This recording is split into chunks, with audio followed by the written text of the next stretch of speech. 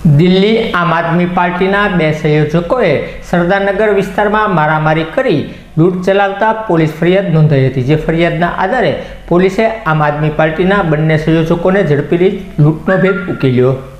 કાળિયાબીડ વિસ્તારમાં રહેતા ભગીરથસિંહ વિક્રમસિંહ ગોહિલ તેમના દાદાના દીકરા ઉપેન્દ્રસિંહ ઉર્ફે રાજ અને અન્ય મિત્રો સાથે સરદારનગરમાં પ્યાલી ખાવા માટે ગયા હતા।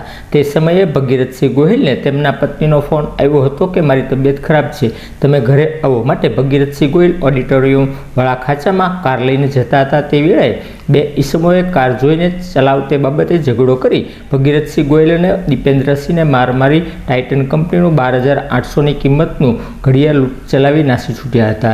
જેની ભગીરથસિંહ ગોહિલે ઘોઘા રોડ પોલીસ મથક ખાતે ફરિયાદ નોંધાવી હતી। જેમાં અમિત કુમાર, જ્યોતિ કુમાર, રાકેશ અને દીપક કુમાર બાલવીરસિંહ જયસ્વાલ સામે ફરિયાદ નોંધાઈ હતી। જેના અનુસંધાને પોલીસે ગણતરીની કલાકમાં આ બે દિલ્હીના આમ આદમી પાર્ટીના સંયોજકોને ઝડપી લઈ લૂંટનો ભેદ ઉકેલ્યો હતો।